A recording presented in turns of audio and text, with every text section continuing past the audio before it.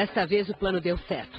Deposto há 3 meses da presidência de Honduras, Manuel Zelaya cruzou a fronteira do seu país, viajou clandestinamente, bateu na porta da embaixada brasileira na capital, Tegucigalpa, e conseguiu entrar, com mais 60 pessoas. Mas isso só aconteceu depois de uma sucessão de telefonemas entre a embaixada, o Itamaraty e o avião no qual o ministro das Relações Exteriores viajava para Nova York com o presidente Lula. E agora? O que fazer com o hóspede não convidado, protegido pela bandeira verde e amarela, instalado na sala do embaixador brasileiro? Zelaya tentava voltar a Honduras desde a noite do domingo, 28 de junho, em que foi preso de pijama e mandado para o exílio na Costa Rica. Ele é acusado de violar a Constituição hondurenha, duríssima nas punições contra quem tenta incitar o continuismo ou a reeleição presidencial. O plano de Zelaya era convocar um plebiscito para obter o segundo mandato. Conseguiu unir os militares, o Congresso e a Corte Suprema, que o depuseram. Nenhum país reconheceu até agora o novo governo, mas o termo golpistas foi trocado por um outro mais ameno, governo de fato. Zelaya, presidente de direito, quer forçar sua volta ao poder. Jogou uma cartada decisiva, pôs o Brasil no tabuleiro, atraiu os holofotes para si. Mas o presidente interino, Roberto Micheletti, foi categórico, abre aspas, Manuel Zelaya nunca mais será presidente de Honduras. Fecha aspas. Para falar desse momento polêmico, delicado da nossa política externa, vieram ao nosso estúdio em São Paulo a advogada e professora de Direito Internacional da Universidade de São Paulo, Maristela Basso, e o professor de Ciências Políticas e Relações Internacionais da Unesp, Túlio Vigevani. Muito boa noite, sejam muito bem-vindos. Vocês concordam, é um momento delicado e tanto, não é? O que significa para o Brasil esse lance, essa jogada, esse checkmate que Manuel Zelaya deu? Um problema absolutamente desnecessário, fora de hora e surpreendente, né? Porque o Brasil agora fica sem saber como se livrar desse problema. Pelas informações que temos até aqui, de fato, uma situação surpreendente. Agora, a diplomacia brasileira terá uma situação onde poderá demonstrar uma boa capacidade negociadora. Portanto, esta capacidade negociadora é o elemento central que devemos acompanhar nos próximos dias. Negociadora com quem? Negociar o quê com quem, na verdade? Há várias iniciativas que estão sendo tomadas. Uma é negociar por meio da OEA. O governo brasileiro pediu a convocação extraordinária do Conselho de Segurança das Nações Unidas e todos esses passos vamos ver que consequências terão.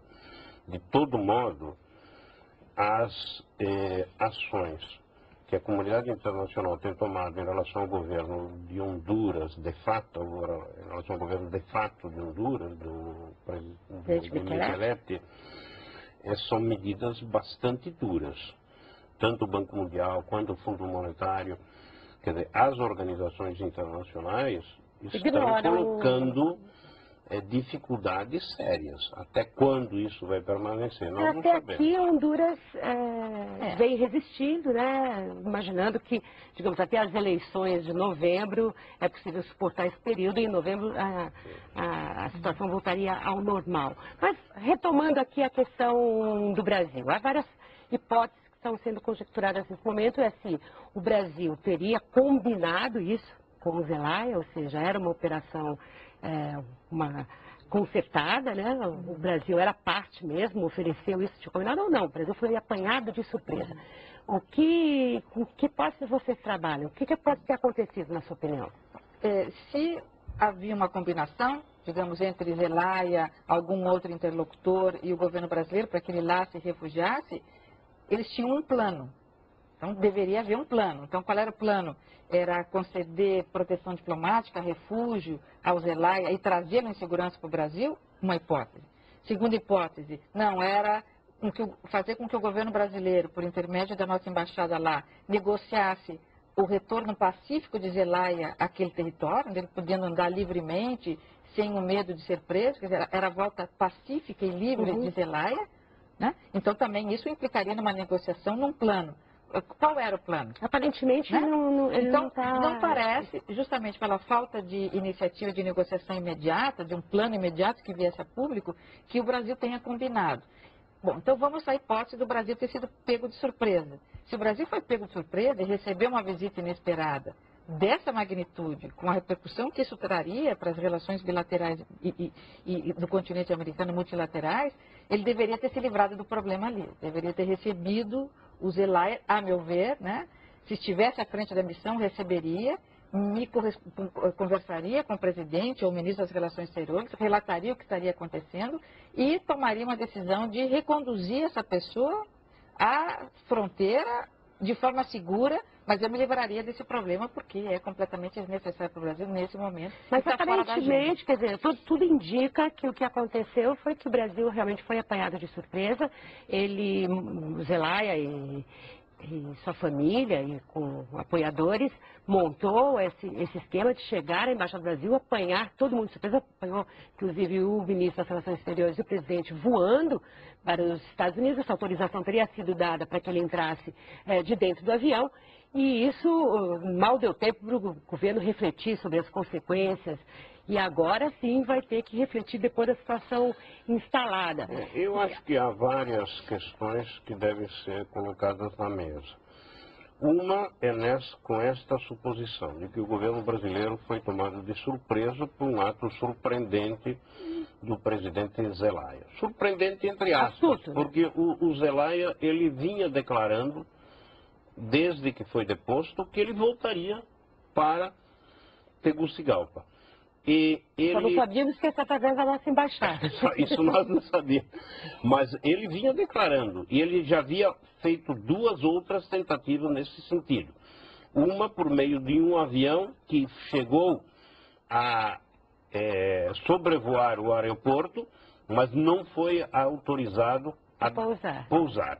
E uma segunda tentativa que ele fez por meio de uma forma parecida com a atual, que é atravessar montanhas, mas ele foi impedido nesse momento. Então, não havia grandes segredos no fato de que ele queria voltar. O que não se sabia se isso era uma bravata ou se era uma realidade. Agora nós sabemos que é uma realidade. Para fazer isso, ele não é uma bravata. Ele tem apoio de alguém, ele tem estímulo de alguém, ele tem proteção, quer dizer, de alguém, que eu digo de algum governo, de algum pool de governo. Não, certamente do presidente da Venezuela, Hugo Chávez, porque consta que ele teria voado num avião venezuelano. Ele pode ser um populista, ele pode ser, a gente pode dar a ele todos os adjetivos ou não que quiser. Mas ele não é um homem irresponsável, ele não faria uma aventura dessas, de ir voltar para um território onde ele tem sentença, né, onde ele tem condenação, quer dizer, ele vai ser preso a qualquer momento, e não iria se ele não tivesse um respaldo de segurança. Eu acho que isso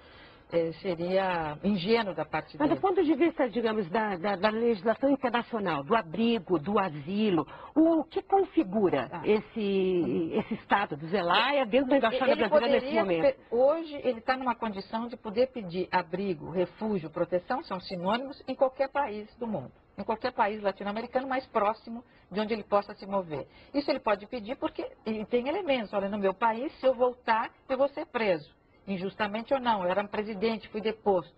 Então ele tem todas as condições de pedir refúgio, abrigo, asilo, que são sinônimos, em qualquer país.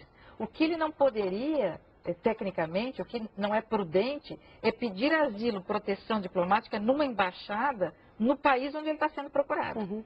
Tendo voltado para lá. Tendo voltado para lá, se ele estivesse lá no momento em que ele saiu do palácio. Né? Porque entraram no palácio os golpistas. Ele vai e corre para dentro da Embaixada Brasileira. Bom, ele não tinha outro recurso. Mas ali, voltar para aquele país para pedir refúgio na Embaixada Brasileira, não é isso que ele quer. Mas ele não pediu. Não, ele não pediu asilo. Não foi isso. Na verdade, o que ele parece querer é uma plataforma.